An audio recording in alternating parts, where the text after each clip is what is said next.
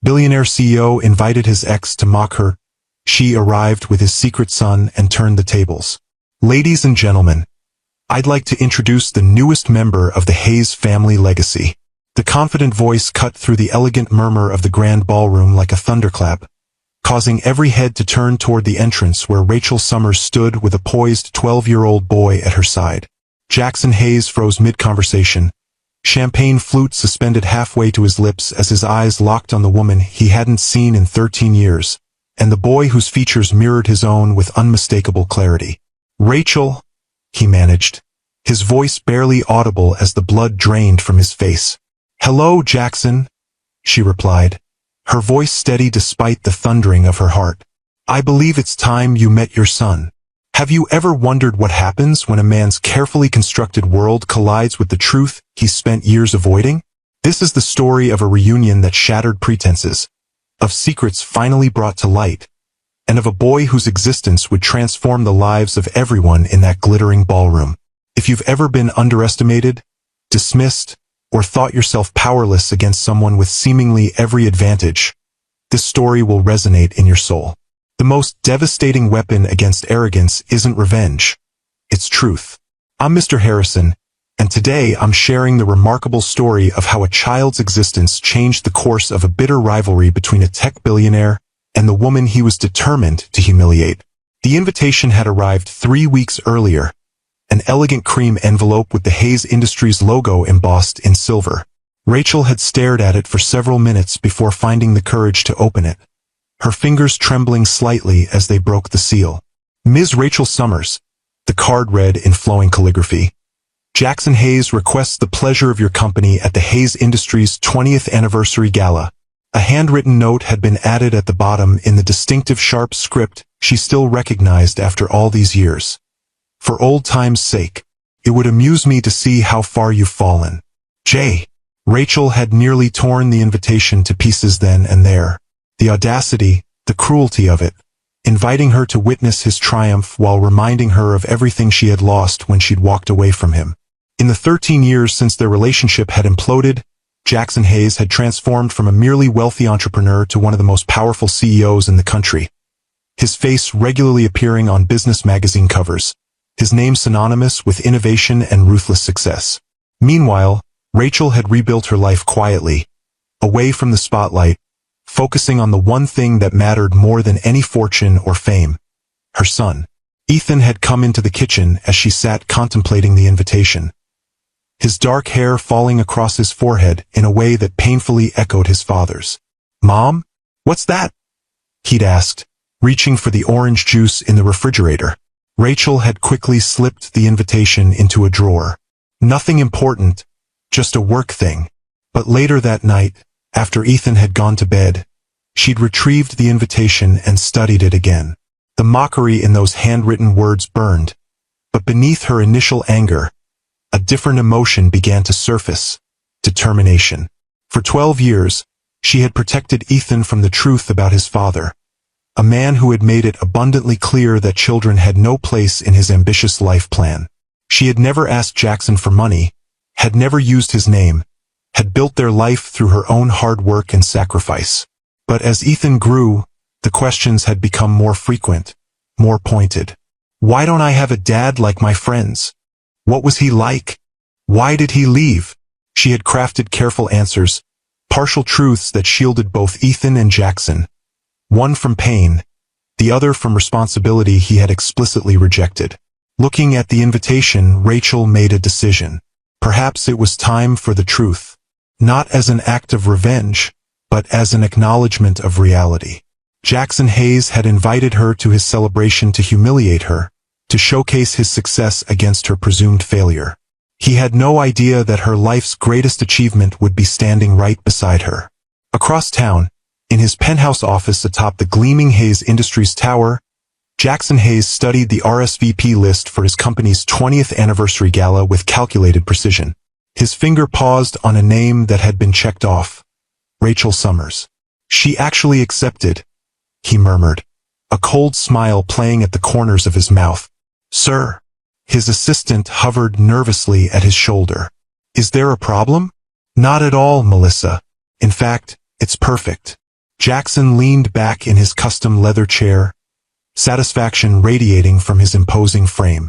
Success is meaningless without witnesses to your triumph, especially those who once doubted you. At 45, Jackson Hayes had constructed an empire that transformed him from merely wealthy to legendary. Hayes Industries dominated the tech landscape, its innovations reshaping how the world conducted business. The boy who had clawed his way up from middle-class obscurity now commanded boardrooms with a single glance, his name synonymous with ruthless brilliance. Yet for all his achievements, one failure continued to gnaw at him, the memory of the only person who had ever walked away from him on their own terms. 13 years earlier, Rachel Summers had been the rising star of his R&D department, brilliant and beautiful, with a quiet strength that had initially attracted him. Their relationship had burned bright and fast, until the night she had declared herself unwilling to be collateral damage in his pursuit of success, and simply left. Not fired, not bought out, not strategically removed. She had simply walked away, disappearing from his life with a quiet finality that had infuriated him more than any confrontation could have. In the cathedral of his memory, she remained the single unresolved variable, the one person who had denied him the satisfaction of dictating the terms of their separation.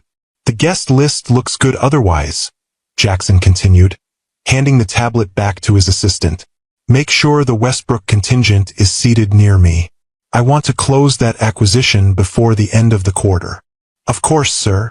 Melissa hesitated, then added, And Miss Summers? Where should she be seated? Jackson's smile turned predatory. Table 19. Far enough from the main table to make the point, but close enough that she won't miss a moment of the evening's celebrations. As Melissa left, Jackson turned to the floor-to-ceiling windows that offered a panoramic view of the city he had conquered. From this height, people looked like ants, scurrying about their insignificant lives while he shaped the future from his lofty perch. This was what Rachel had walked away from, the chance to stand beside him as he built an empire. He imagined her now, struggling financially, her once promising career stunted, perhaps living in some dreary apartment, regretting the night she had chosen pride over pragmatism. The thought pleased him as he turned back to the quarterly projections on his screen. The invitation would correct that imbalance. Finally, Rachel Summers would have to acknowledge that she had made the wrong choice. What Jackson Hayes couldn't know was just how wrong he was. About everything. Mom, is this tie okay? Ethan stood in the doorway of their modest apartment, fidgeting with the navy blue tie that complemented his charcoal suit. At 12, he was tall for his age, with a seriousness in his dark eyes that sometimes made Rachel's heart ache. It's perfect, she assured him, crossing the room to make a minor adjustment. You look incredibly handsome. I'm nervous, he admitted, his voice smaller than usual. What if he doesn't like me? Rachel knelt to meet her son's eyes, her hands resting gently on his shoulders. Ethan, listen to me. Your father's opinion, good or bad, doesn't define your worth. You are extraordinary, with or without his recognition. But what if he's angry, that you never told him about me? He probably will be at first, Rachel acknowledged honestly. Your father doesn't like surprises, especially ones he can't control. But once he gets to know you, she smiled, touching his cheek gently. Well, not even Jackson Hayes could resist being proud of a son like you. The truth was, Rachel had no idea how Jackson would react. The man she had known 13 years ago would have seen a child as an inconvenience at best, an obstacle to his ambitions at worst. He had made his position on fatherhood crystal clear the night before she left, when he dismissed the idea of children as anchors that drown ambition. But people could change in 13 years, couldn't they? Are you sure about this? Diane's voice had been laden with concern when Rachel called to tell her the plan. As Rachel's closest friend since college, she was one of the few people who knew the full story of Rachel's relationship with Jackson and Ethan's paternity. No, Rachel had admitted. But I'm sure Ethan deserves the chance to meet his father, and Jackson deserves to know his son exists. Even though he explicitly told you he never wanted children, that they were, what was his charming phrase? Anchors that drown ambition? People can change in 13 years, Rachel had said, though her tone lacked conviction. Diane had snorted. Jackson Hayes? The man who fired his own mentor when the older man's illness started affecting productivity? The man who dated that model for exactly 3 months before dropping her, when she'd served her purpose at the industry events he needed to impress. I know, Rachel had sighed. But this isn't about Jackson, not really. It's about Ethan. He's asking questions I can't answer, feeling the absence of something I can't provide. I have to at least try to give him this connection, even if it doesn't work out the way we hope. You're a good mother, Rachel. Better than he deserves, Diane had said softly. Just promise me you'll protect your heart. Jackson Hayes broke it once. Don't give him the chance to do it again. Now, as their taxi approached the Meridian Grand Hotel, Rachel felt Ethan's hand slip into hers. The gesture, so rare now that he was entering adolescence and increasingly conscious of his independence, reminded her of why she was doing this. Not for Jackson, not even for herself, but for the remarkable young man beside her, who deserved to know where he came from, even if that knowledge came with pain. Remember, she said quietly as the taxi pulled up to the gleaming entrance. No matter what happens in there, you are loved, you are wanted, you are enough exactly as you are.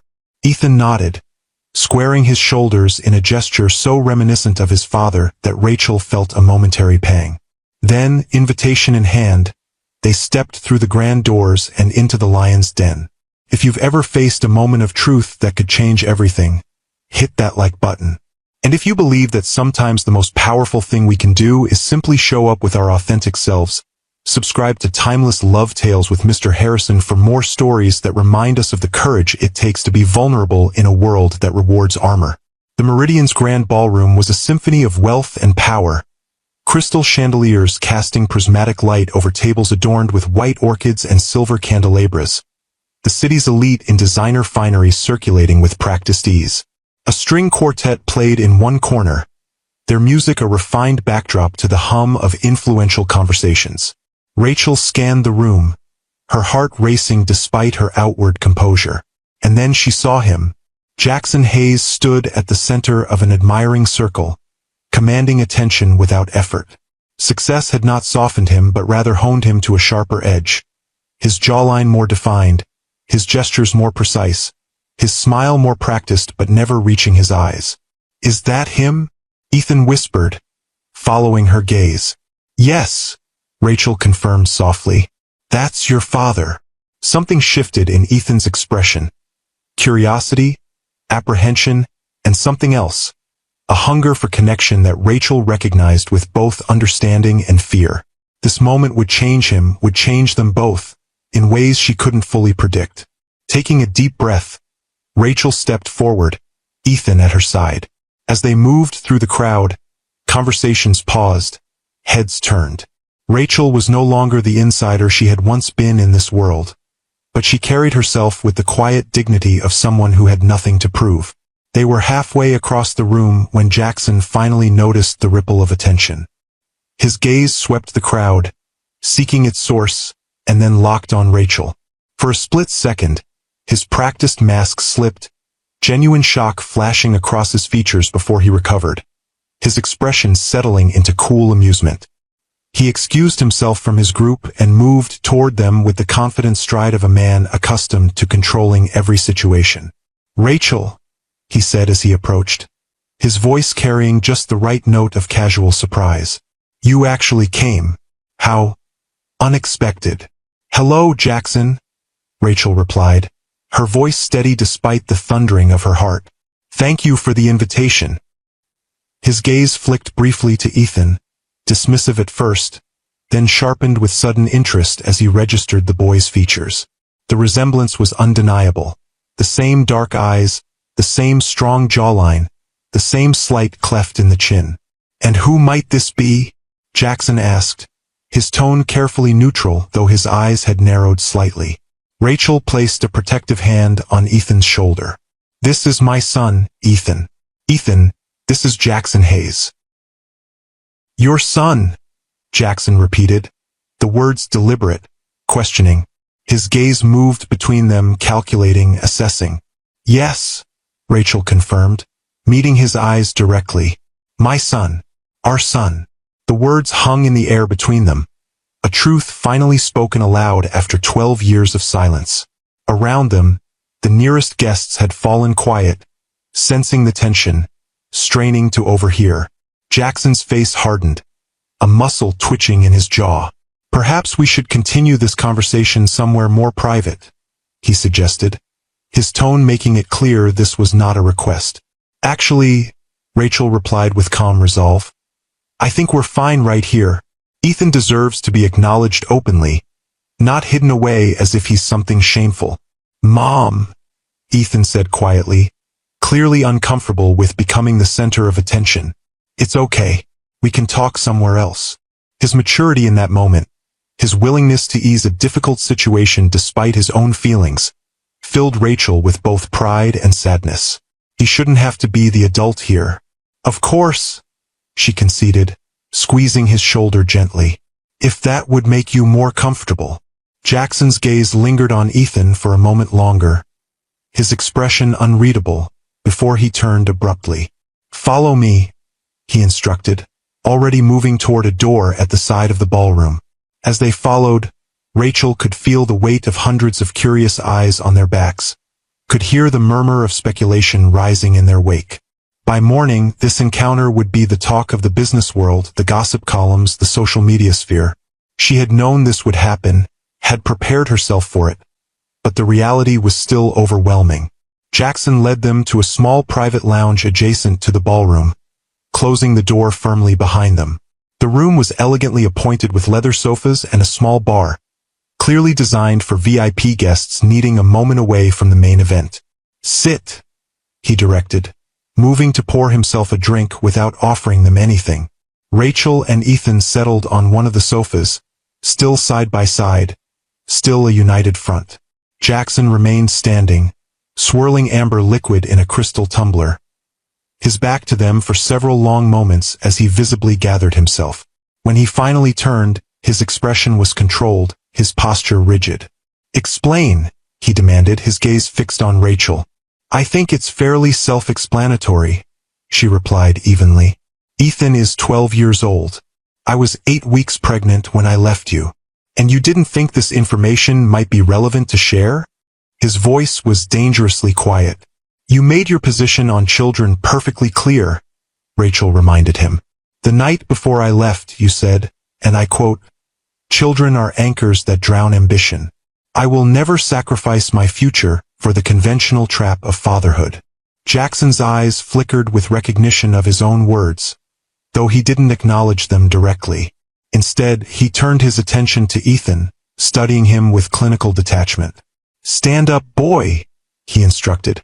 Ethan glanced at his mother, who nodded slightly, then rose to his feet, standing straight under Jackson's scrutiny.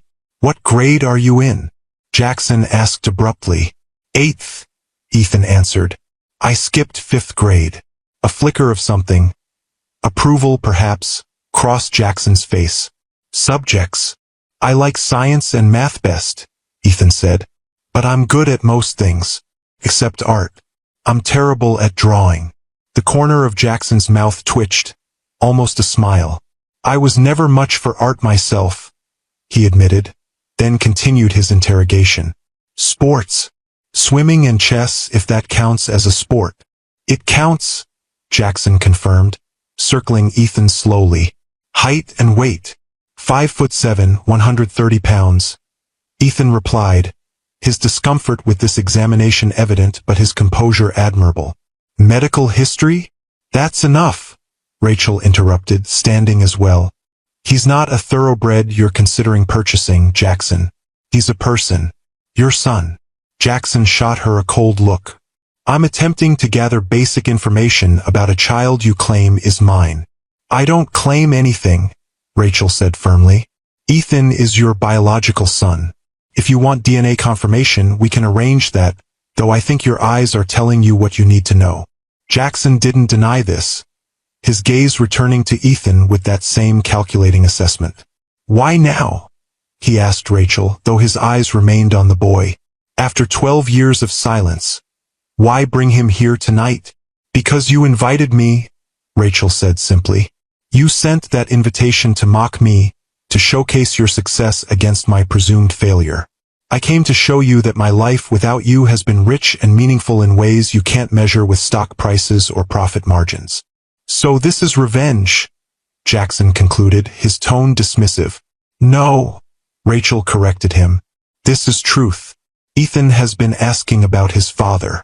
He deserves to know who you are, and you deserve to know about him. What you do with that knowledge is entirely up to you. Jackson was silent for a long moment, his gaze moving between Rachel and Ethan, his expression giving nothing away. Then he set down his glass with deliberate care. I'll need that DNA test, he said finally. Not because I doubt the resemblance, but because I do nothing without verification. In the meantime, he paused, seeming to choose his words carefully. In the meantime, I would like to continue this conversation at a more appropriate time. Tomorrow, perhaps. My office, 10 a.m. It wasn't the reaction Rachel had expected, neither the outright rejection she had feared, nor the immediate connection she had secretly hoped for. It was characteristically a businessman's response. Measured, non-committal, buying time to assess and strategize. We'll be there, she agreed, recognizing that this was at least an opening. Jackson nodded once, then moved toward the door, clearly considering the conversation temporarily concluded. But as his hand touched the doorknob, Ethan spoke up. Mr. Hayes, he said, his young voice steady despite the enormity of the moment. I just want you to know that I'm not here to disrupt your life or ask for anything. Mom and I are doing fine on our own. I just wanted to see you for myself. Jackson turned slowly, something shifting in his expression as he regarded the boy, not quite softening, but perhaps seeing him as a person rather than a problem for the first time. 10 a.m. tomorrow, he repeated, his tone marginally less cold. We'll talk then. With that, he opened the door and stepped back into the gala, leaving Rachel and Ethan alone in the quiet lounge. Are you okay? Rachel asked immediately, turning to her son. Ethan nodded, though his eyes betrayed his emotional turmoil. He's exactly how you described him, he said quietly. Intense. Rachel smiled faintly. That's one word for it. Do you think he's angry about me? Ethan asked, the question revealing the vulnerability beneath his composed exterior. I think he's shocked, Rachel answered honestly. And Jackson doesn't handle surprises well. He needs time to process, to figure out how this fits into his worldview. She took Ethan's hand, squeezing it gently. But his reaction isn't about your worth, Ethan. It's about his limitations. Ethan considered this, then squared his shoulders in that way that so reminded Rachel of the man they had just met. Should we go back to the party? Rachel hesitated, weighing their options. They could leave now, having accomplished what they came for. Or they could return to the gala, facing the curious stares and whispers with dignity. What do you want to do? She asked, letting Ethan make the choice. He thought for a moment, then lifted his chin slightly. I want to stay, just for a little while. I've never been to a fancy party before. Rachel nodded, pride swelling in her chest at his courage. Then we'll stay. Together. If you're wondering how a powerful man like Jackson Hayes will handle this unexpected revelation, hit that like button right now. And if you believe that sometimes the most important journeys are the ones that force us to confront the truths we've been avoiding, subscribe to Timeless Love Tales with Mr. Harrison for more stories that explore the complexities of human connection. When they re-entered the ballroom, the atmosphere had noticeably shifted. Word had clearly spread, and they were met with barely concealed curiosity from every direction. Jackson was nowhere to be seen, having apparently retreated to some other part of the venue. Everyone's staring, Ethan murmured, his earlier confidence wavering slightly. Let them, Rachel replied, her voice low but firm. You have nothing to be ashamed of. They made their way to the refreshment table, where Rachel secured a glass of sparkling water for Ethan and a much-needed champagne for herself. As they stood sipping their drinks, a tall, elegant woman in her 60s approached them, her silver hair swept into an immaculate chignon. "You must be Rachel," she said without preamble. "And this young man must be the grandson I never knew I had." Rachel tensed, immediately on guard. "I'm sorry, you are?" "Eleanor Hayes," the woman replied, her keen eyes, so like Jackson's, assessing them both. "Jackson's mother." "It's nice to meet you, Mrs. Hayes," Rachel said cautiously. "Eleanor, please." The older woman's gaze settled on Ethan with undisguised interest. "And what's your name, young man?" "Ethan Summers," he replied, extending his hand with the politeness Rachel had instilled in him. "It's nice to meet you." Eleanor took his hand, her expression softening slightly. "Summers, so you took your mother's name?" "Yes, ma'am." "Well, Ethan Summers, you certainly look like a Hayes." She studied him for a moment longer, then turned to Rachel. "My son can be difficult, but he's not unreasonable. Not entirely, anyway." "I'm not here to cause problems," Rachel assured her. "I just felt it was time for Ethan to know his father, and for Jackson to know his son." Eleanor nodded thoughtfully. 12 years is a long time to keep such a secret." "It is," Rachel acknowledged. "But Jackson made his feelings about fatherhood very clear. I was respecting his stated wishes. And now Ethan is old enough to ask questions I can't answer. He deserves to know where he comes from, even if that knowledge comes with complications." Eleanor's gaze moved between them, her expression unreadable.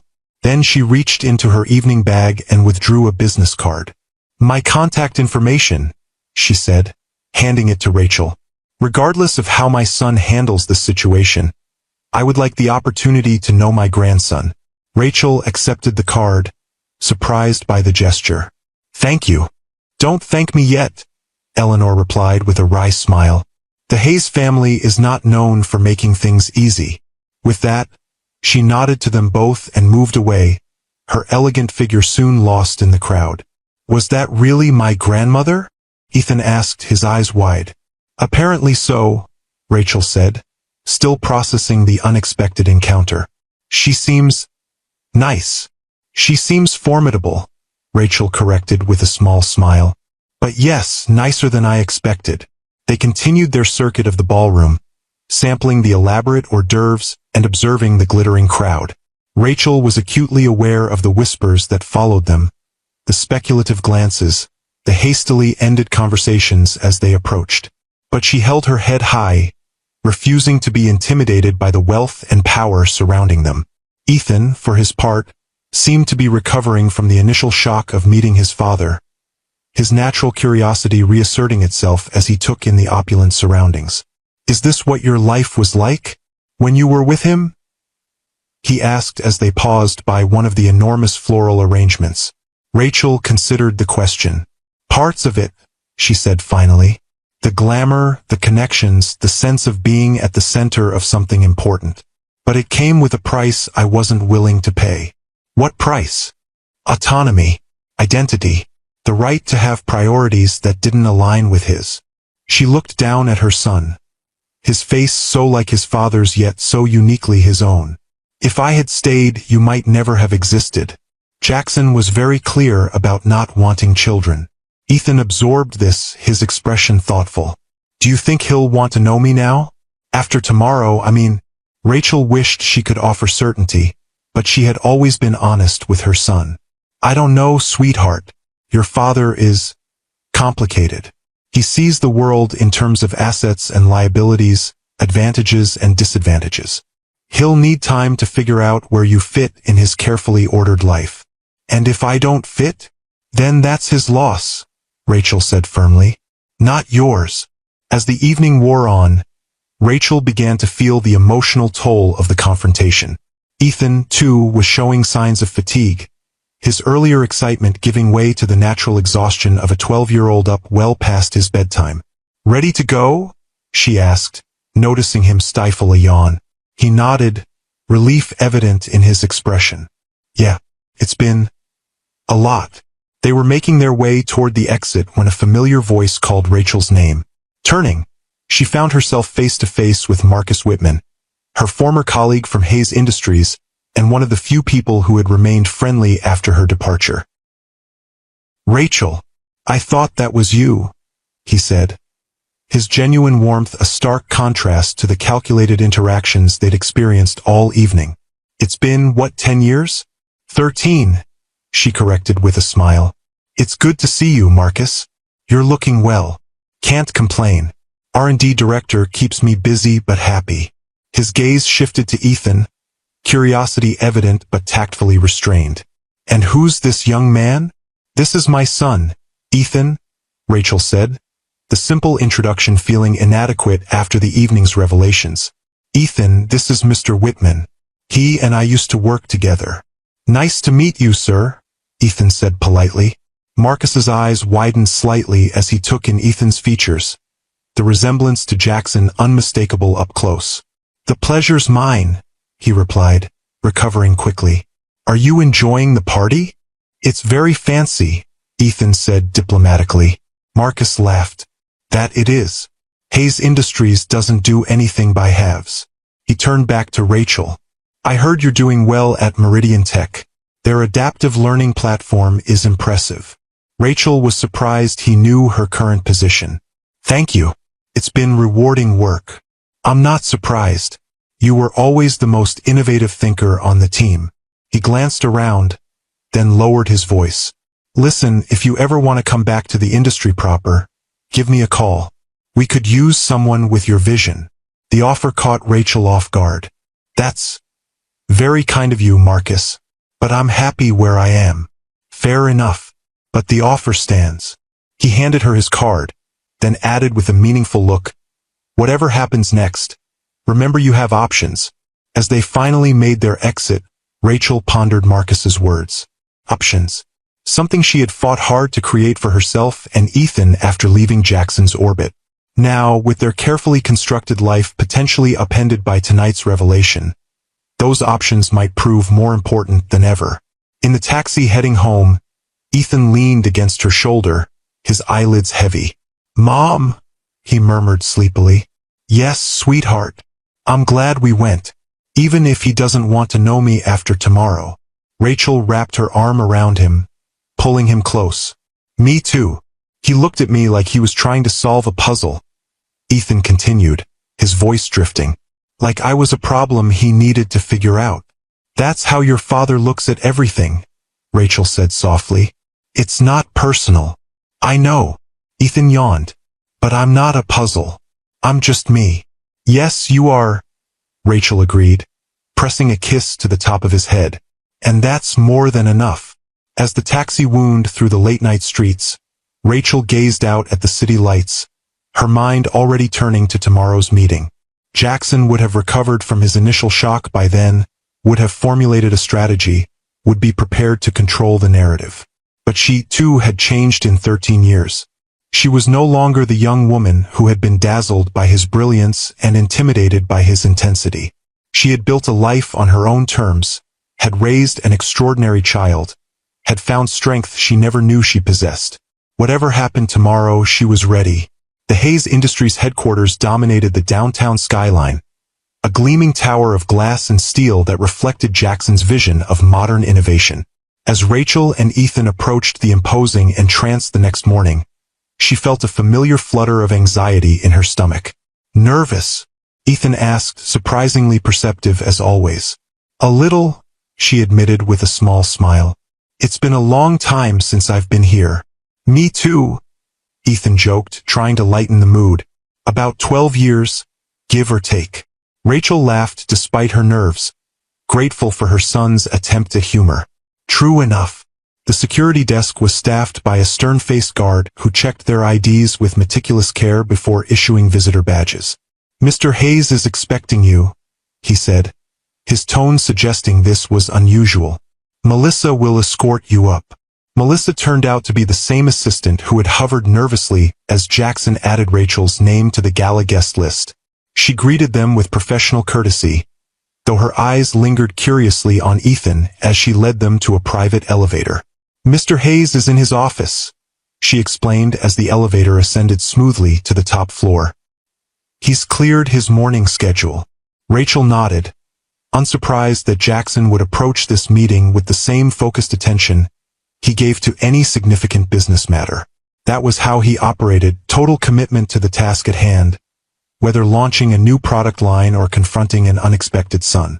The elevator opened directly into a sleek reception area, all polished surfaces and minimalist design. Through floor-to-ceiling windows, the city spread out below them, a testament to human ambition and engineering. Values Jackson had always prioritized. "This way, please," Melissa directed, leading them down a corridor lined with awards and magazine covers featuring Jackson's stern visage. The message was clear. "You are entering the domain of an exceptional man."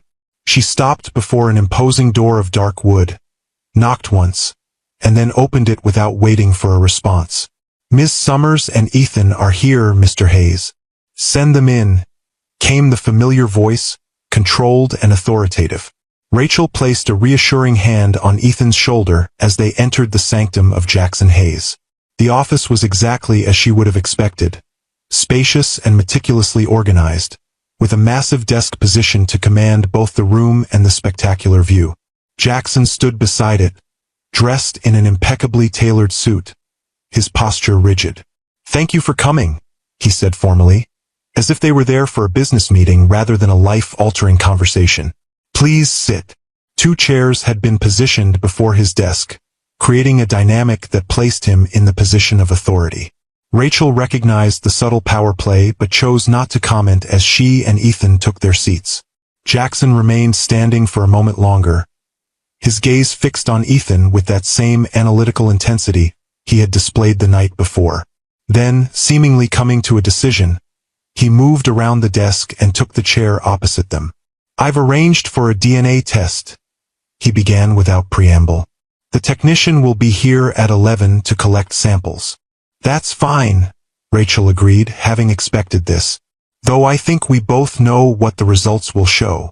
Jackson didn't acknowledge this, instead turning his attention to Ethan. "Did you sleep well?" he asked, the question so unexpectedly ordinary that it momentarily caught both Rachel and Ethan off guard. "Yes, sir," Ethan replied after a brief hesitation. "Though it was kind of hard to fall asleep. A lot to think about." "I imagine so." Jackson studied him for a moment longer, then asked, "What do you know about me?" "About what I do?" Ethan glanced at his mother, who nodded encouragingly. "I know you founded Hayes Industries when you were 25, he began, his voice gaining confidence as he spoke. "You started with communication technology but expanded into artificial intelligence and renewable energy.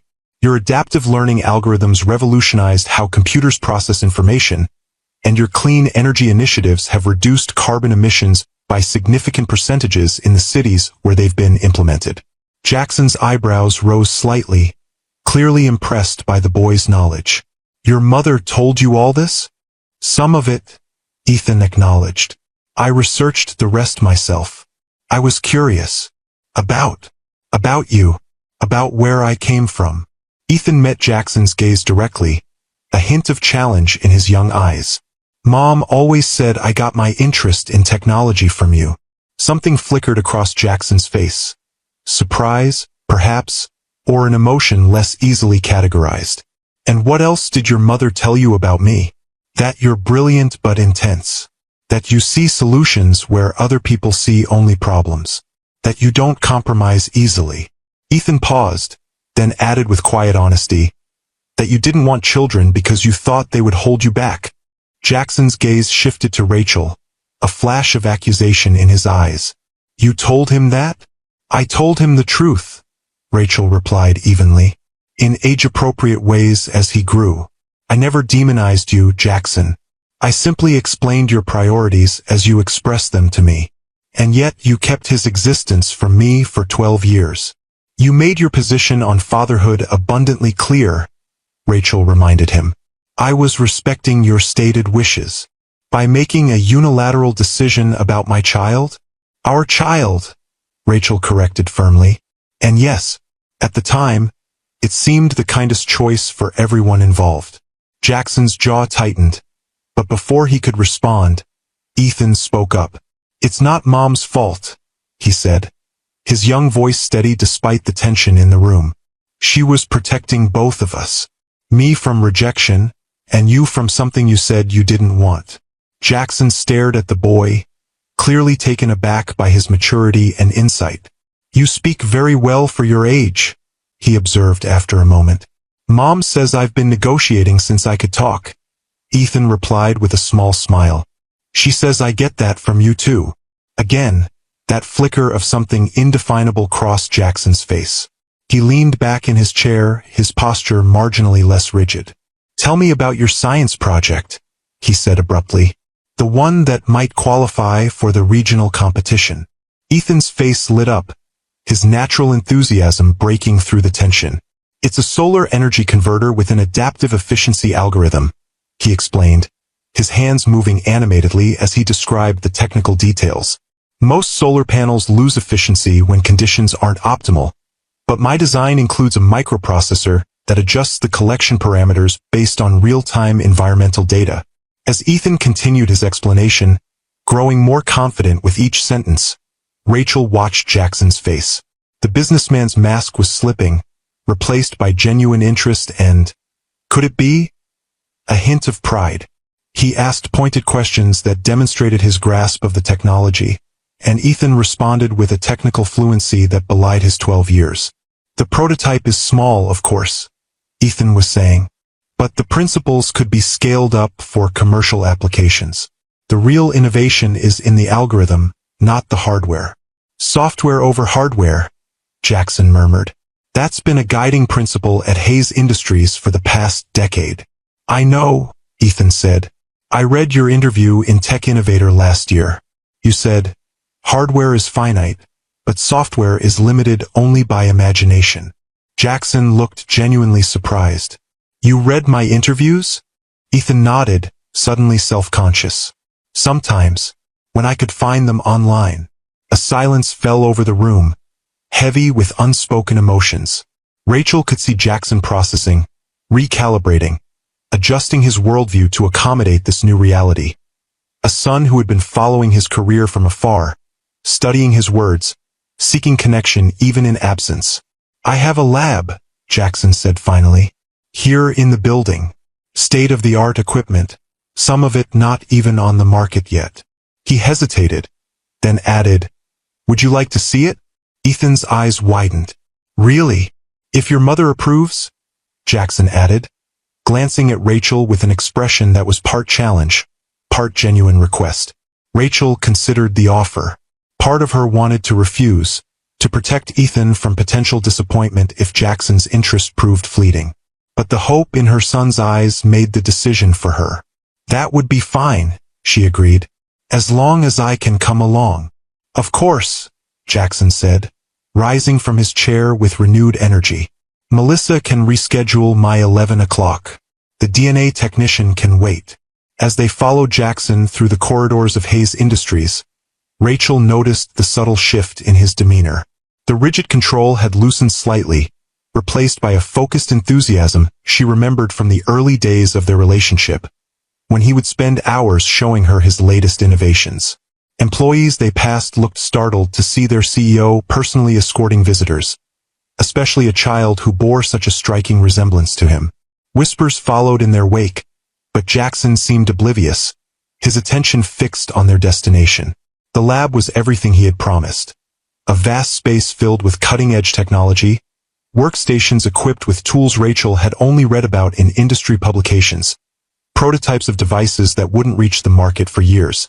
This is amazing, Ethan breathed, his eyes wide as he took in the technological wonderland. This section is dedicated to renewable energy research, Jackson explained, leading them to a particular area.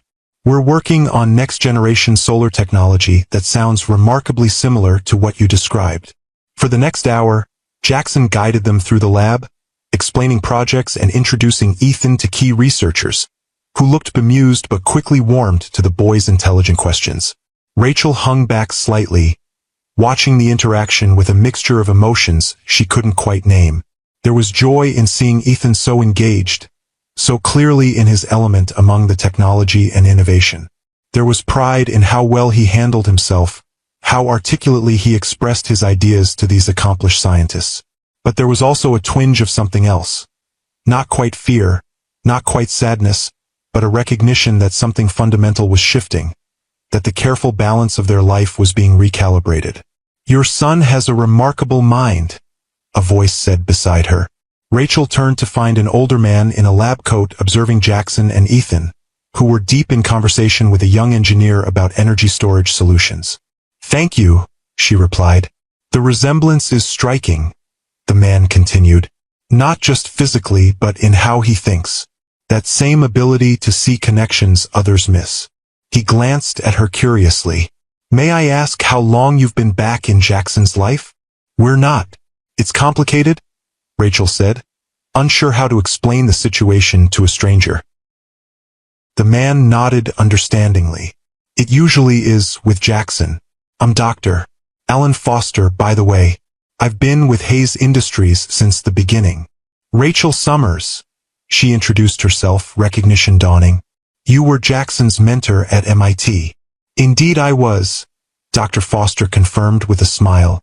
"One of my brightest students, though don't tell him I said so. His ego is quite sufficient without my help." Rachel laughed, relaxing slightly. "That's certainly true."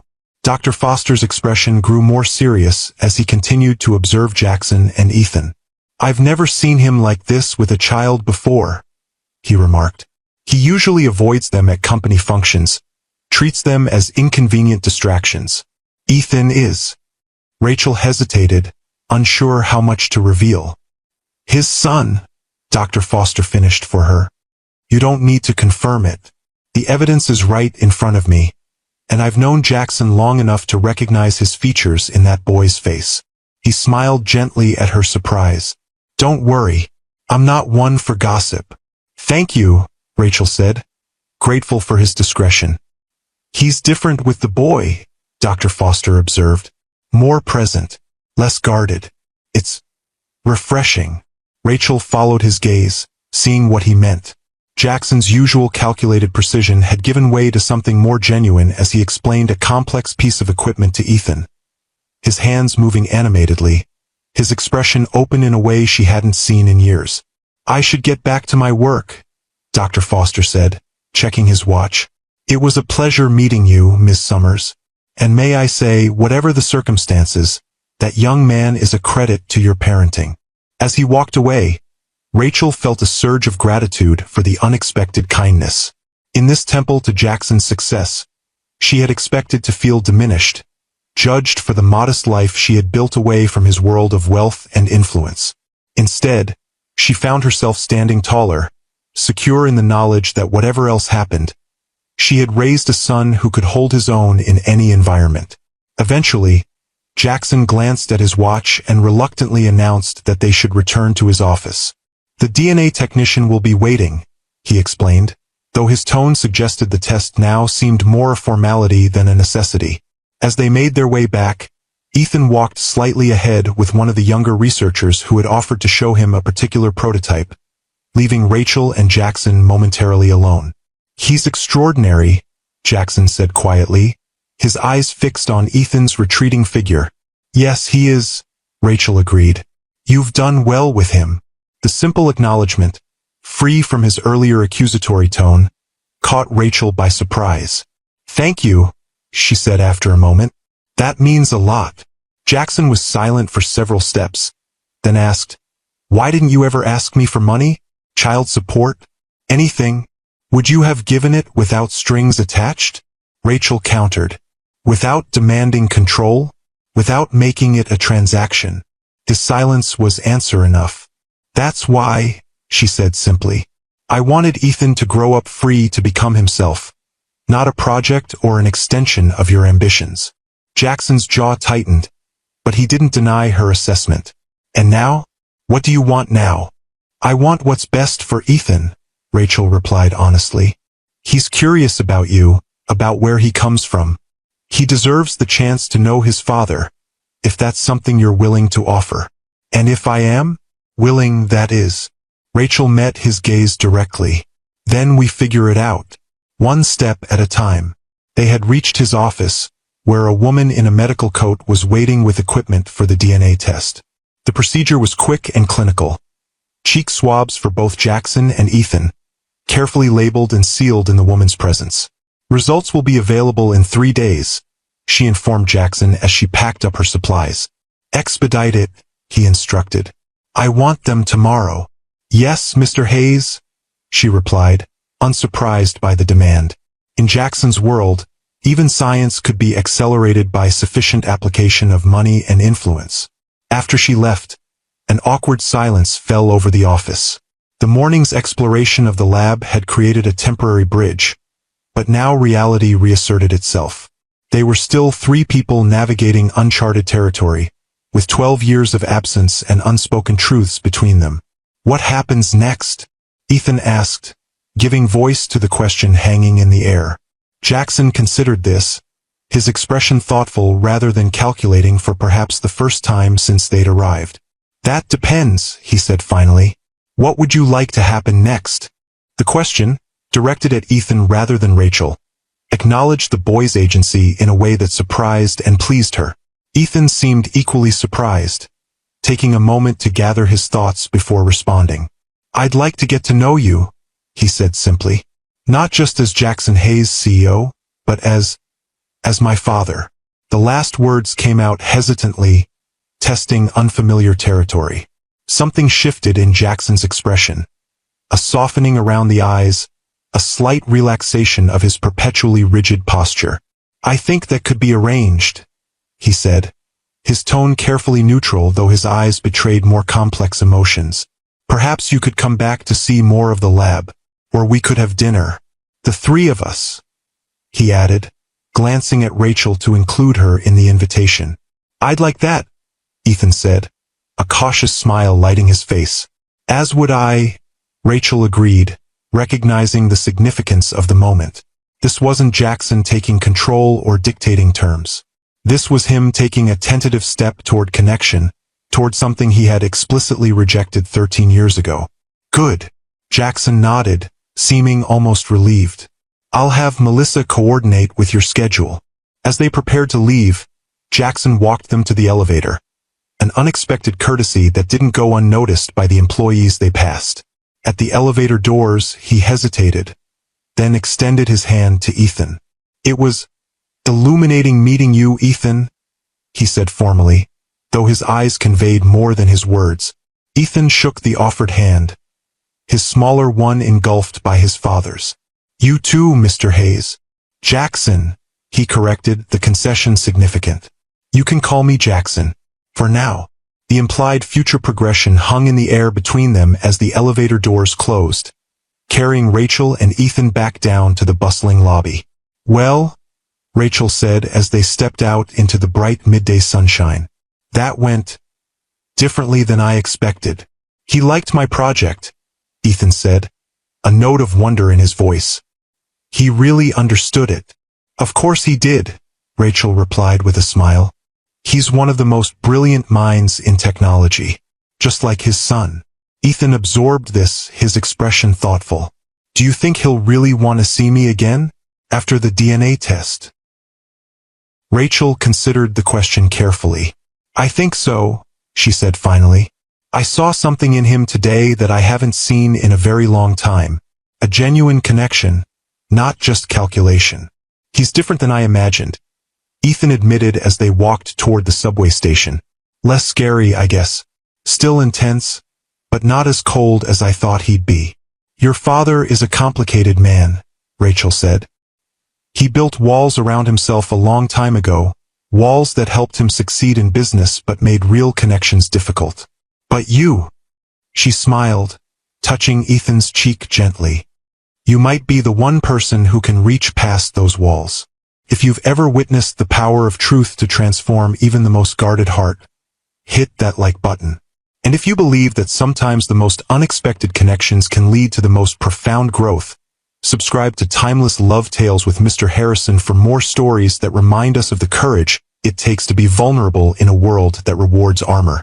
The next 3 days passed in a strange limbo of anticipation and uncertainty.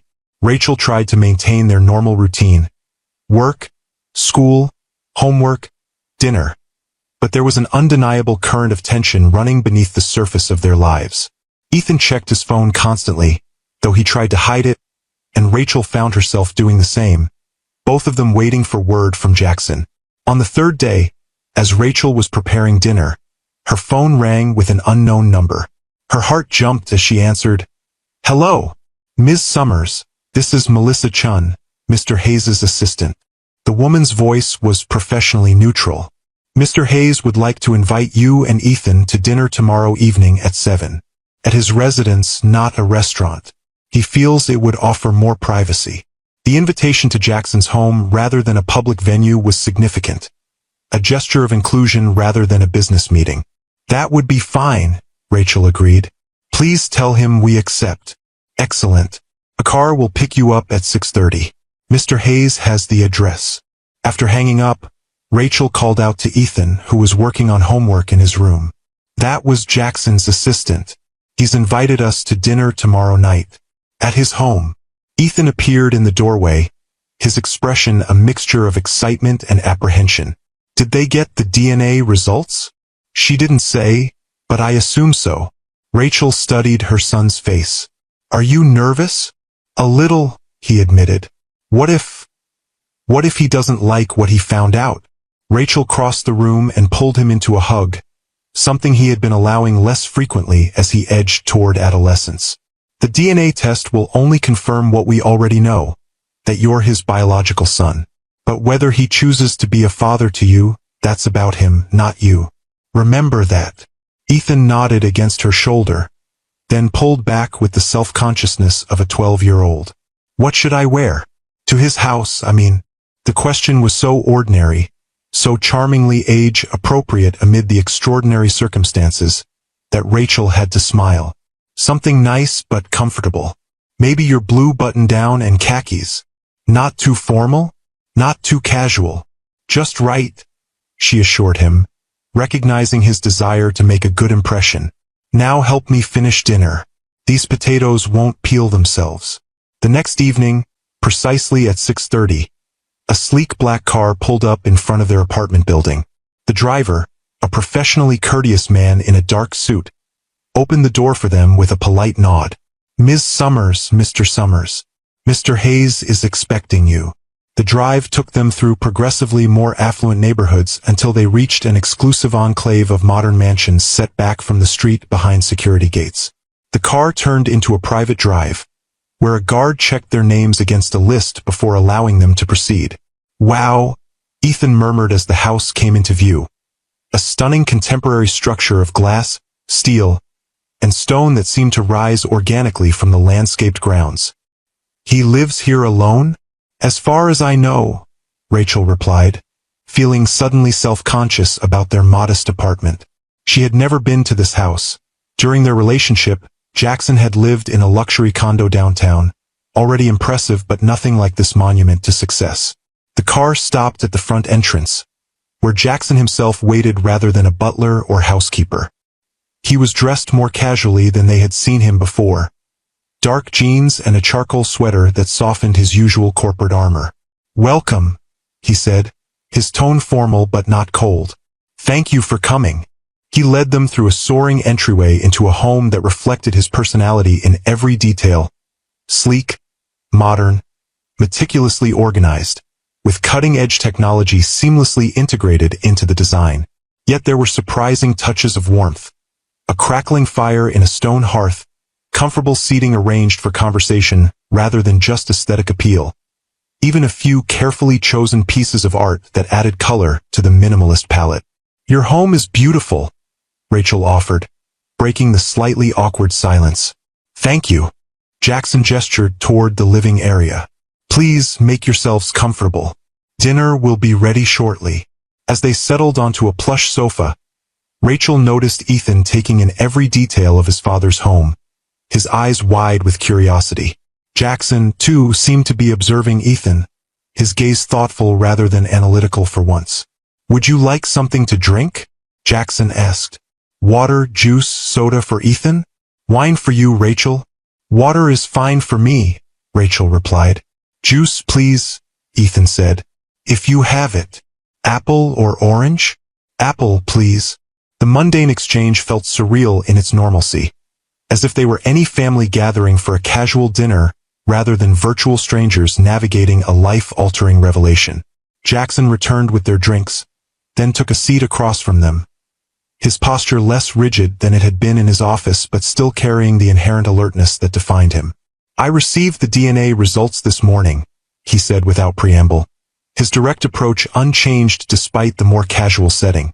Rachel felt Ethan tense beside her, his hand finding hers in an unconscious gesture of seeking support.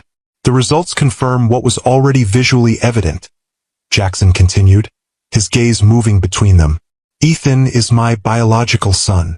Though they had known this would be the conclusion, hearing it stated so definitively sent a ripple of emotion through the room.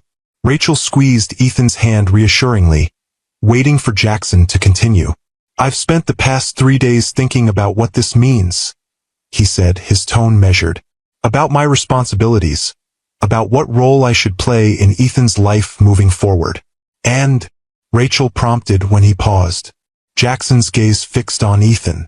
"I owe you an apology," he said, the words clearly difficult for a man unaccustomed to admitting fault. "Not for being absent from your life. I can't apologize for something I didn't know about, but for creating a situation where your mother felt that absence was the best option." The unexpected acknowledgement hung in the air, its significance not lost on any of them. Jackson Hayes, who built an empire on never admitting weakness or error, was acknowledging his role in the circumstances that had shaped Ethan's life. "I made it clear to your mother that I didn't want children," he continued, his honesty unflinching. "I saw them as obstacles to my ambitions, as complications in an already complex life. I was wrong." Rachel felt her breath catch at the admission. In all the years she had known him, she had never heard Jackson say those words. "I was wrong. Meeting you has been..." Jackson seemed to search for the right word. "Illuminating. You are not what I expected a 12-year-old to be. You're thoughtful, articulate, remarkably intelligent. You ask good questions. You listen to the answers. You show a maturity that, frankly, puts many adults to shame."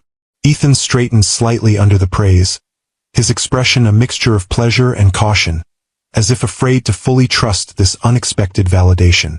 "I would like to get to know you better," Jackson said, the formal phrasing belying the emotional weight of the offer. "To be part of your life moving forward, if that's something you want." "I'd like that," Ethan replied, his voice steady despite the enormity of the moment. Jackson nodded, then turned to Rachel. "I know this complicates things for you. You've built a life, established routines, made decisions without my input for 12 years. I respect that. I'm not looking to disrupt what works or to impose my will. But I would like to be involved, to contribute in meaningful ways." The careful phrasing, so unlike Jackson's usual directive approach, told Rachel more than his words. He was trying, really trying, to navigate this new territory with sensitivity rather than simply asserting control. "I appreciate that," she said. "And yes, it will require adjustments on all our parts. But if it's what Ethan wants, then we'll make it work." A timer chimed from somewhere in the house, breaking the emotional tension of the moment. "That would be dinner," Jackson said, rising from his seat. "I hope you like Italian." The housekeeper prepared lasagna before leaving for the evening. "You can cook?" Rachel couldn't help asking, remembering a man who had once subsisted almost entirely on takeout and restaurant meals. A ghost of a smile touched Jackson's lips. "I've acquired a few skills in 13 years. Though I'll admit, Sophia's lasagna is far superior to my attempts." The dining room continued the home's modern aesthetic, with a sleek table that could have seated 12, but had been intimately set for 3 at one end. The lasagna was served with a fresh salad and warm bread, the meal far more homey than Rachel had expected. As they ate, the conversation gradually relaxed, moving from careful politeness to something approaching genuine exchange. Jackson asked Ethan about school, about his friends, about his interests beyond science and technology. Ethan, initially reserved, grew more animated as the meal progressed, his natural curiosity and enthusiasm breaking through his caution. "Do you play any instruments?" Jackson asked as they finished the main course. Piano, Ethan replied. For about 4 years now. Mom says it helps with mathematical thinking, but I just like how it sounds. He's quite good, Rachel added. Though we only have a keyboard in the apartment. Space constraints. Something flickered across Jackson's face. A realization, perhaps, of the practical limitations that had shaped Ethan's life. So different from the unlimited resources that defined his own. I have a piano, he said. A Steinway Grand. Sits mostly unused, I'm afraid. I took lessons as a child but never developed a genuine passion for it. Really? Ethan's eyes lit up. Could I see it? Of course. Jackson seemed pleased by the interest. After dessert, perhaps? The meal concluded with a simple but elegant tiramisu, and then Jackson led them to a room off the main living area, where a magnificent grand piano gleamed in the soft lighting. It's beautiful, Ethan breathed, approaching the instrument with reverent hands. Please try it, Jackson encouraged. Ethan needed no further invitation. He settled onto the bench, positioned his hands, and after a moment's consideration, began to play. The piece was Debussy's Clair de Lune, rendered with a sensitivity and technical skill that belied his 12 years. Rachel watched Jackson's face as the music filled the room. His expression had softened completely, the perpetual calculation replaced by something approaching wonder as he observed this unexpected talent in the son he had just discovered. When Ethan finished, the final notes lingering in the air, Jackson remained silent for a moment, visibly moved. That was extraordinary, he said finally. You play beautifully. Thank you, Ethan replied, a flush of pleasure coloring his cheeks. The sound is amazing. So much richer than my keyboard.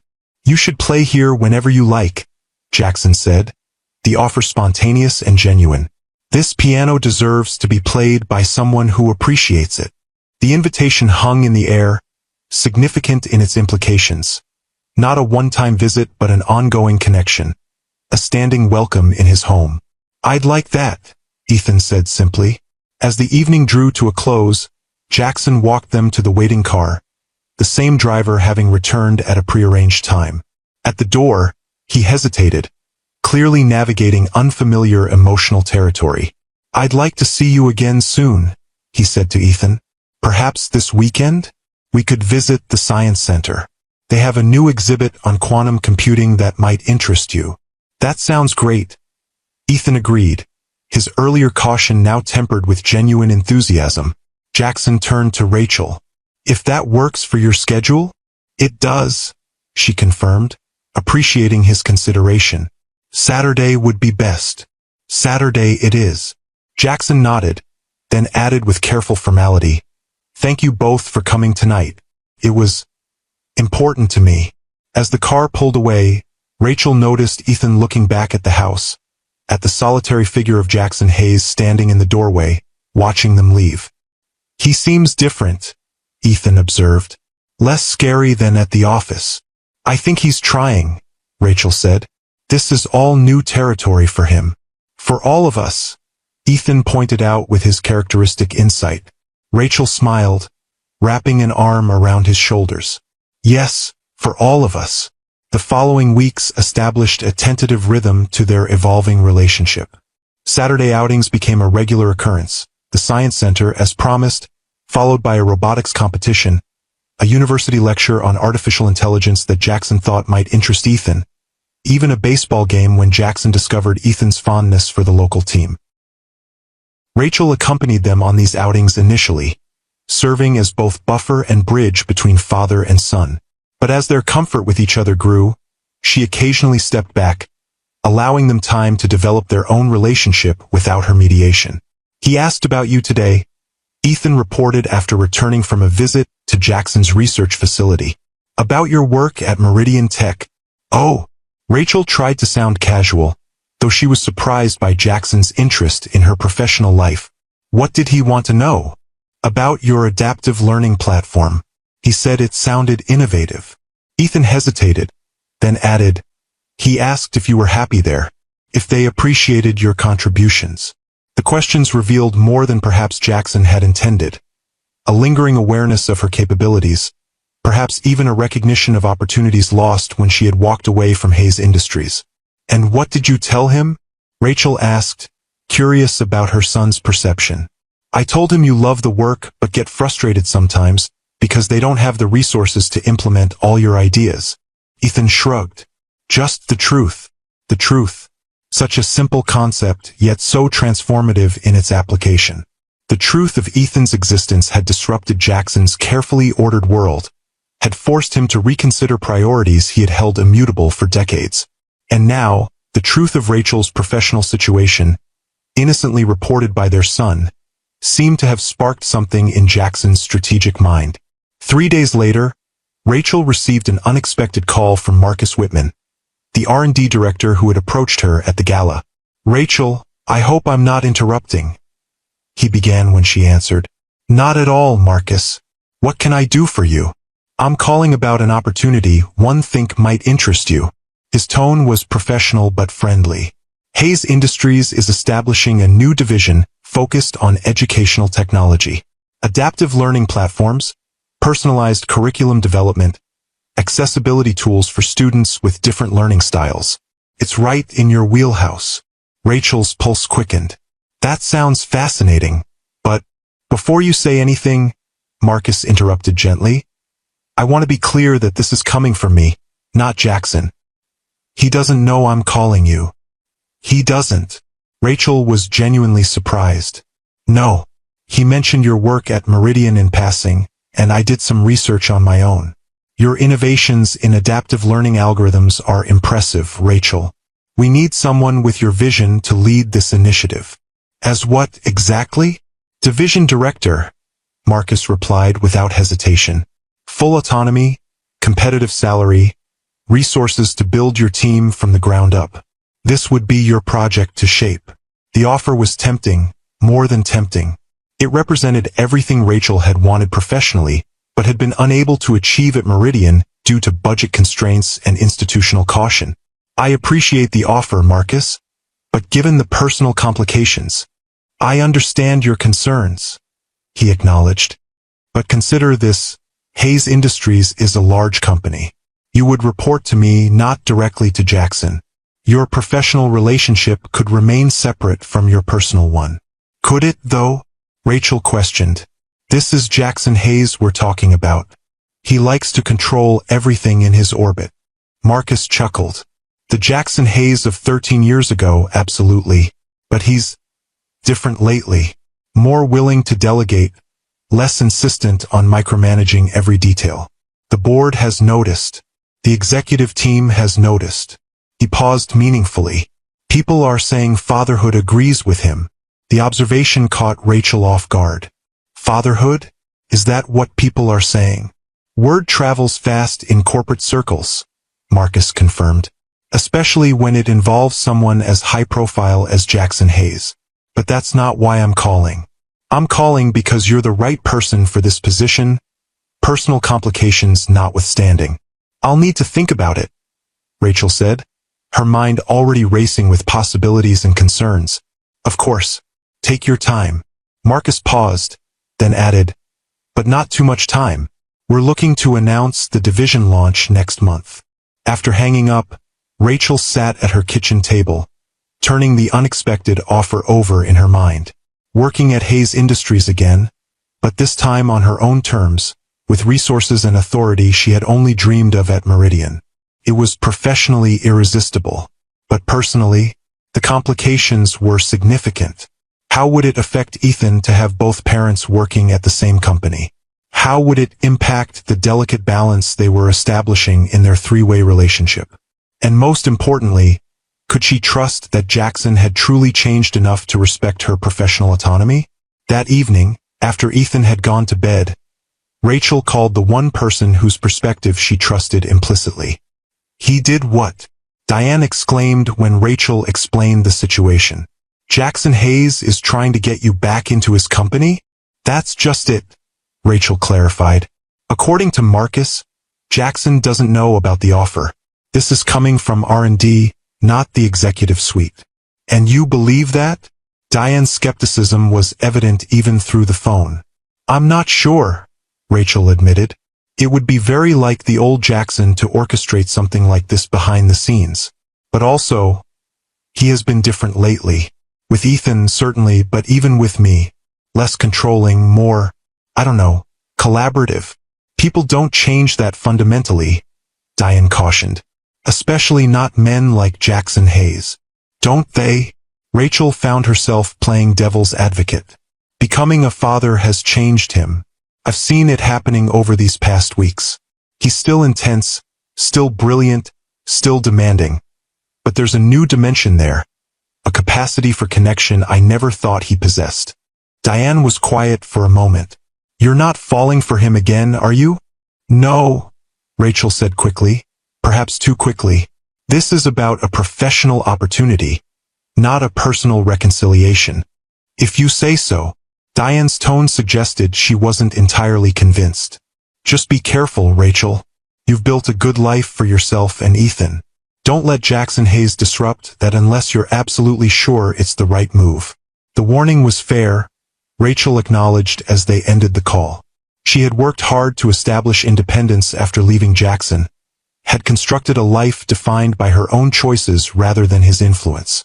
Taking a position at Hayes Industries, even one with promised autonomy, would inevitably reintroduce his presence into her professional sphere. Yet the opportunity itself was undeniably compelling. The chance to build something meaningful, to implement ideas that had languished at Meridian due to resource constraints, to make a genuine impact on educational technology. These were professional dreams she had harbored for years. The next day, Rachel called Marcus and arranged to meet for coffee to discuss the position in more detail. The conversation confirmed her initial impression. This was a genuine opportunity, not a manipulative ploy. The Educational Technology Division had been in development for months, predating Jackson's discovery of Ethan. The timing was coincidental rather than calculated. "I'll need to discuss this with Ethan," Rachel said as their meeting concluded. "And with Jackson. If I'm going to consider this seriously, I want everything on the table." "I understand," Marcus agreed. "Take the time you need. Just let me know your decision by the end of next week if possible." That evening, when Ethan returned from school, Rachel broached the subject carefully. "I had an interesting meeting today," she began as they prepared dinner together. "With Marcus Whitman from Hayes Industries." Ethan looked up from the vegetables he was chopping. "Dad's company? What did he want?" The casual use of Dad rather than Jackson was new, a subtle shift that had occurred gradually over the past weeks. Rachel noted it without comment, focusing instead on the matter at hand. "He offered me a position," she explained. "Director of a new division focused on educational technology. The kind of work I've always wanted to do but haven't had the resources for at Meridian." Ethan's knife paused mid-chop. "Are you going to take it?" "I'm considering it," Rachel said honestly. "But I wanted to talk to you about it first. It would mean some changes for us." "Like what?" "Like both your parents working at the same company. Like potentially more interactions between all of us. Like navigating professional and personal boundaries that might sometimes overlap."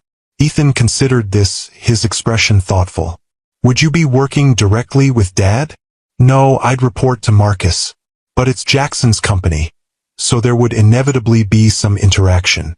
"Do you want the job?" Ethan asked, cutting to the heart of the matter with his characteristic directness. Rachel smiled. "Professionally? Yes, very much. It's an amazing opportunity.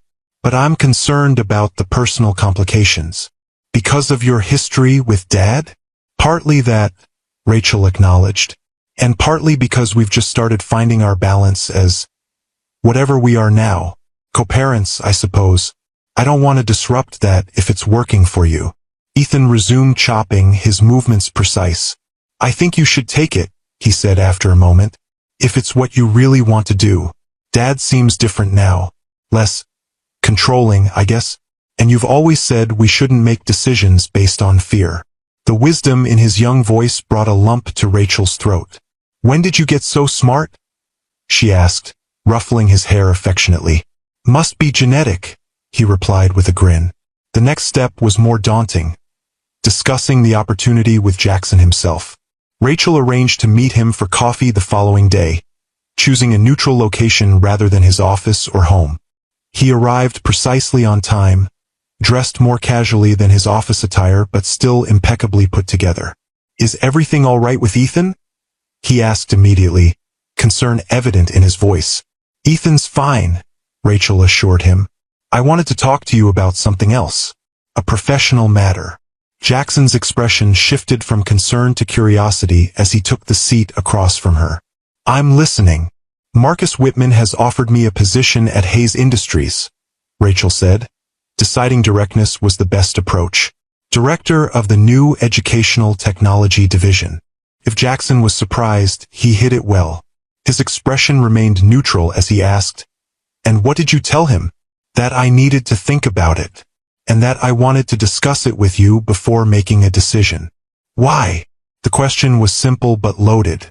"Because it complicates things between us," Rachel replied honestly.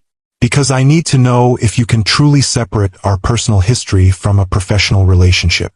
Because I won't take a position where my autonomy might be compromised by our connection."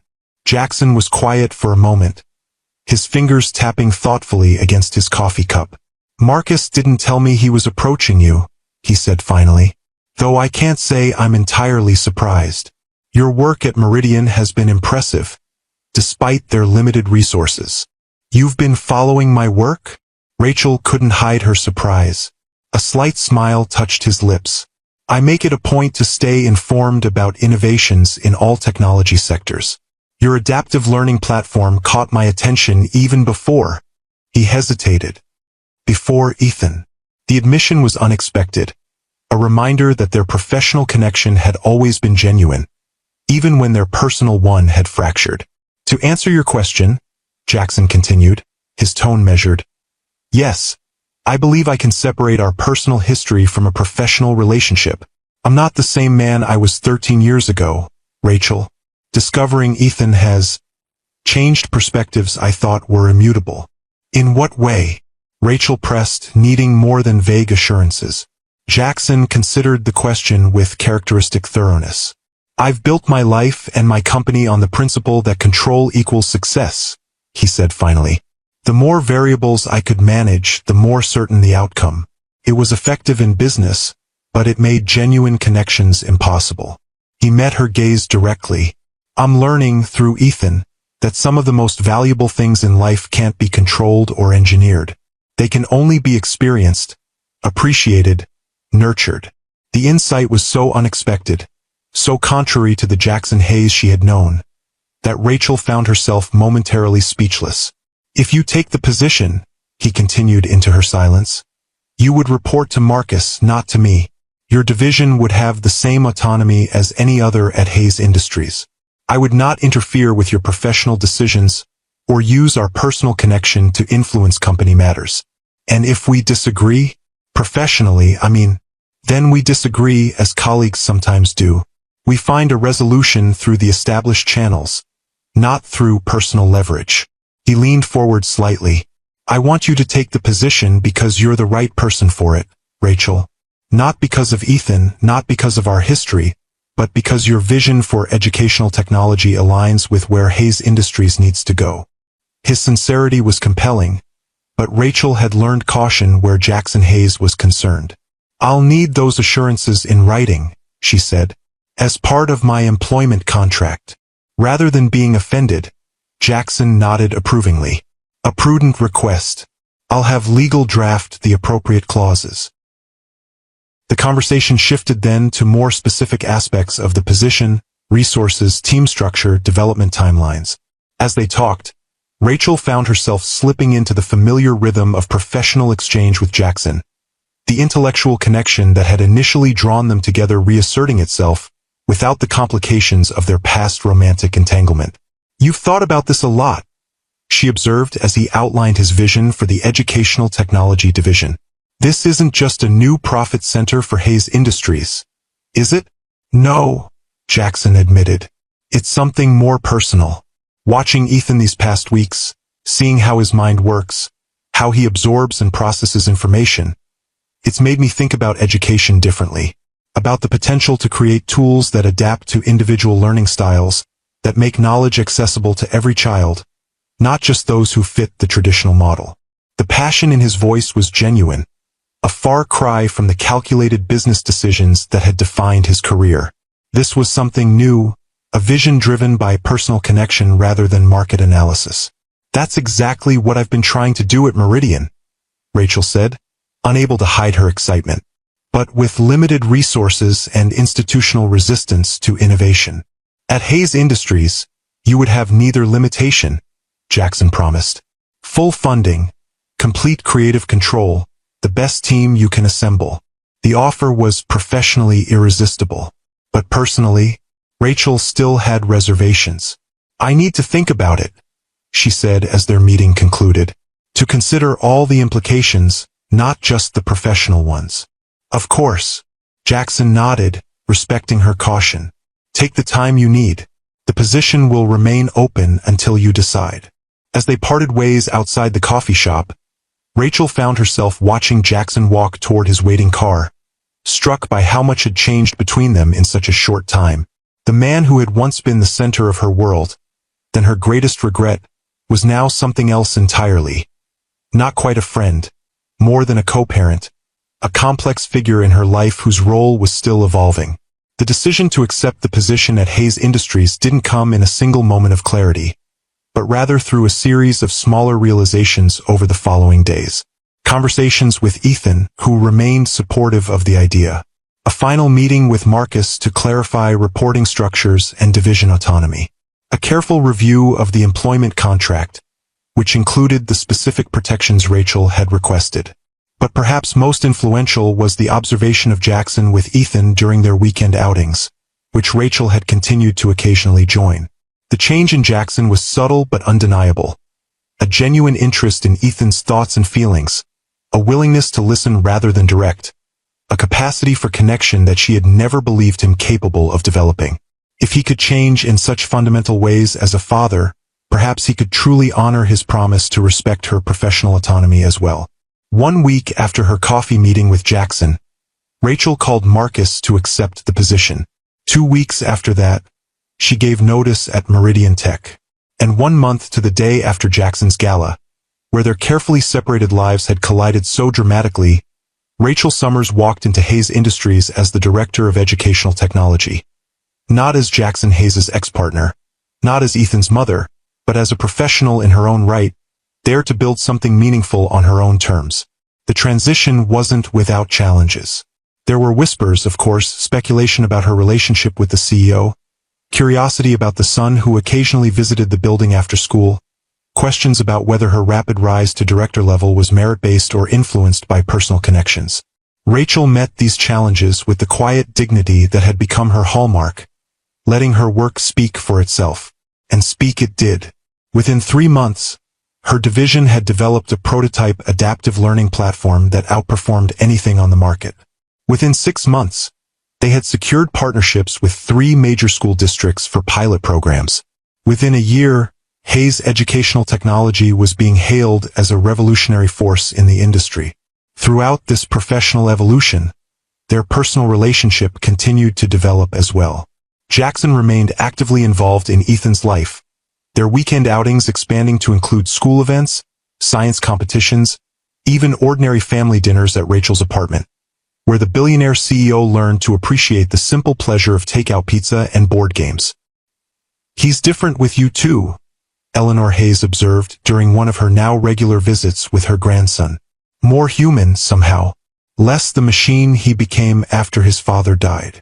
"He's trying," Rachel acknowledged, watching from the kitchen as Jackson helped Ethan with a particularly challenging chess problem in the living room. "It doesn't always come naturally to him, but he's really trying." "For Ethan's sake?" Eleanor asked, her keen eyes missing nothing. "Initially, yes," Rachel replied honestly.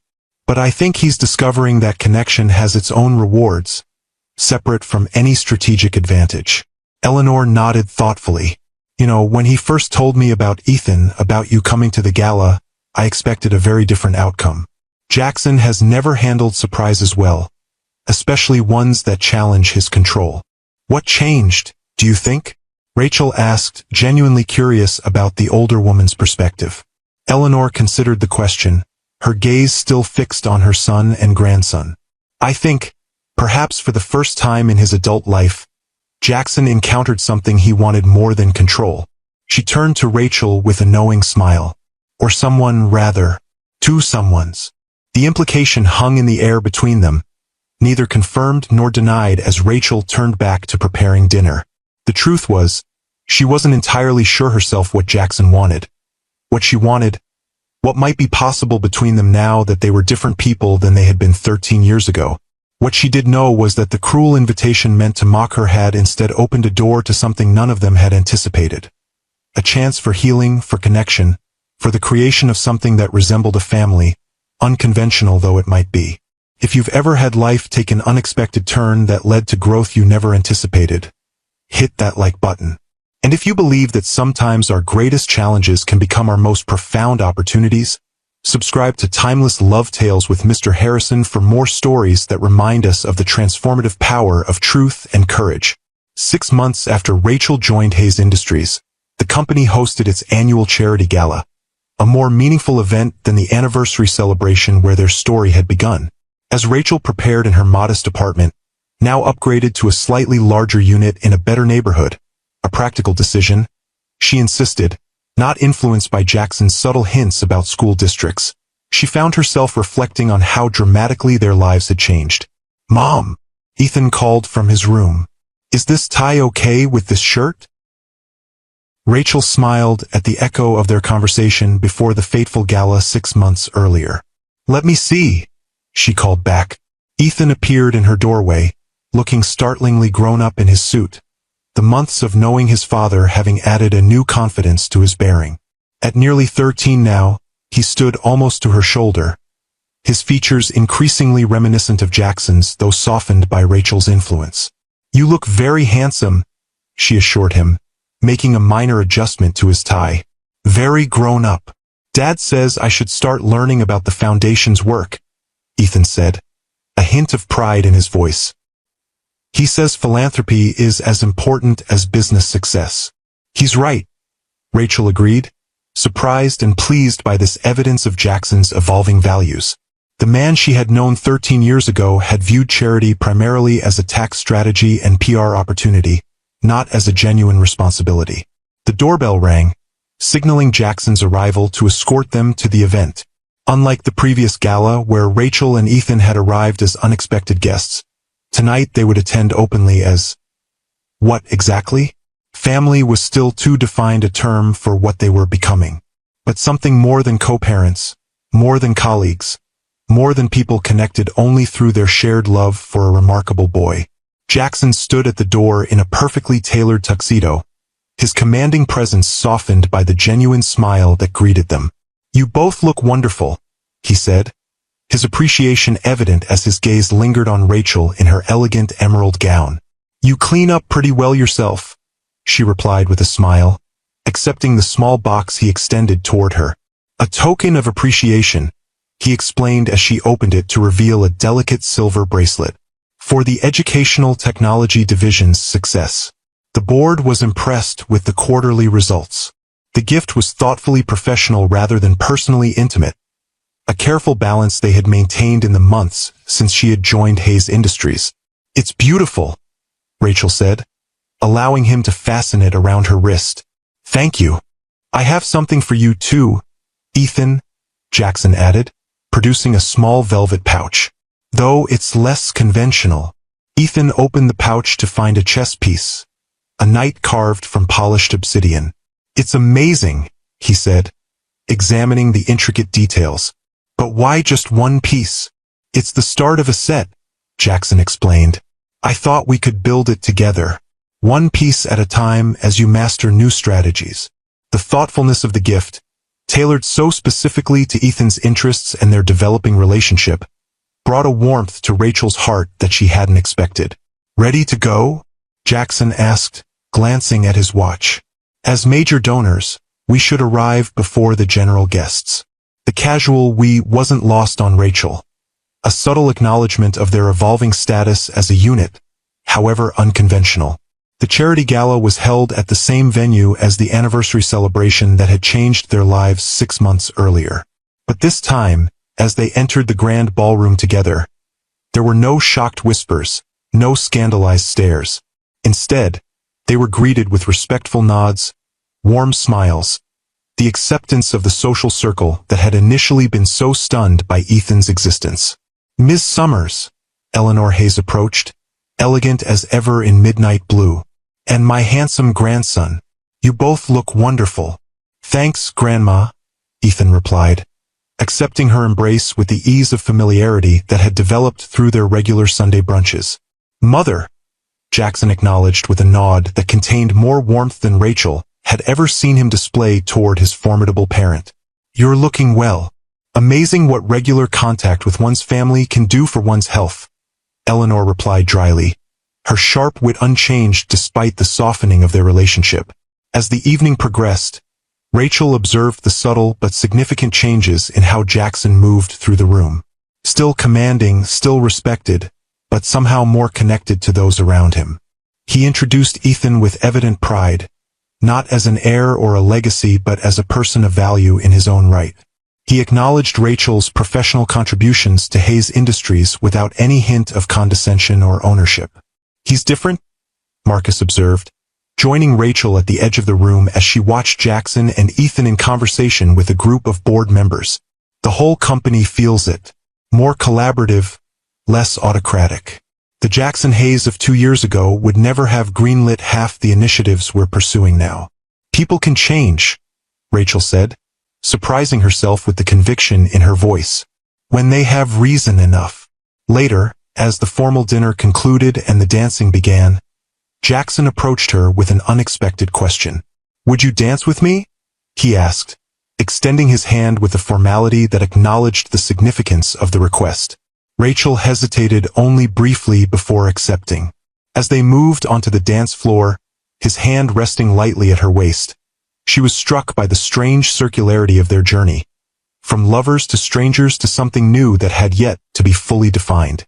"I never thanked you," Jackson said as they moved in perfect rhythm to the music, their bodies remembering a harmony their minds had forgotten.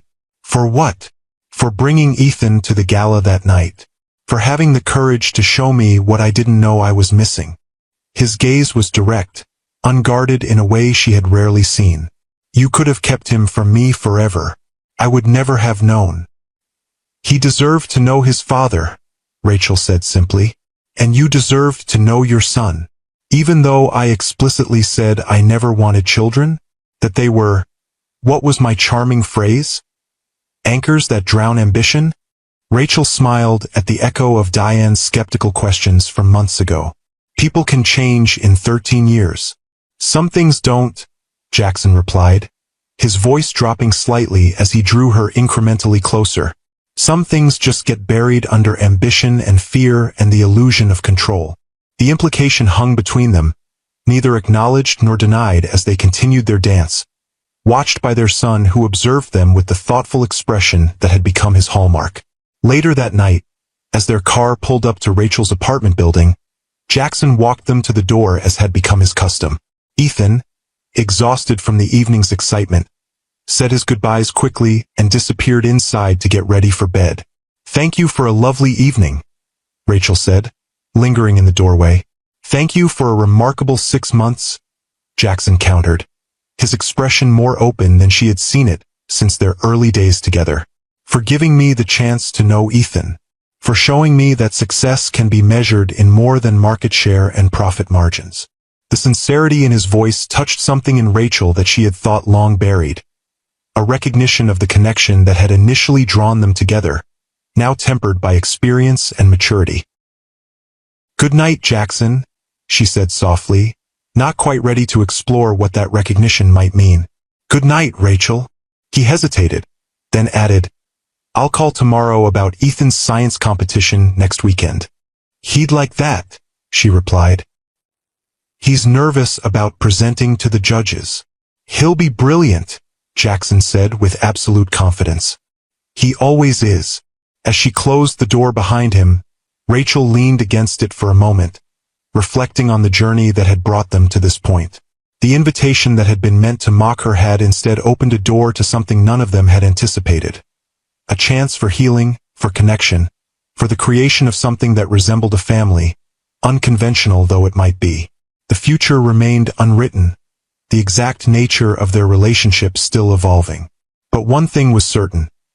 The truth, revealed that night at the gala, had transformed all their lives in ways none of them could have predicted.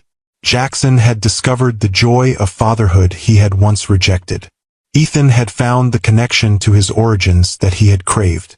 And Rachel had reclaimed not just her professional power but also her capacity for trust, for forgiveness, for the possibility of new beginnings. Sometimes, she reflected as she moved through the quiet apartment, checking on her sleeping son, the most devastating weapon against arrogance isn't revenge. It's truth. The simple, powerful truth that had turned the tables on a billionaire CEO's attempt to mock her, revealing instead the emptiness at the heart of his success and offering him a chance at something far more valuable than all his wealth and power combined. Genuine connection with the son he never knew he had, and perhaps, in time, with the woman who had been brave enough to show him what truly mattered. If the story touched your heart, please hit that like button and subscribe to Timeless Love Tales with Mr. Harrison. I'd love to hear your thoughts in the comments below. Have you ever had a moment where truth changed everything? Where what seemed like an ending became an unexpected beginning? Remember that sometimes the greatest courage isn't found in grand gestures, but in simple honesty spoken at exactly the right moment. Until next time, this is Mr. Harrison, reminding you that the most powerful stories aren't about revenge or triumph,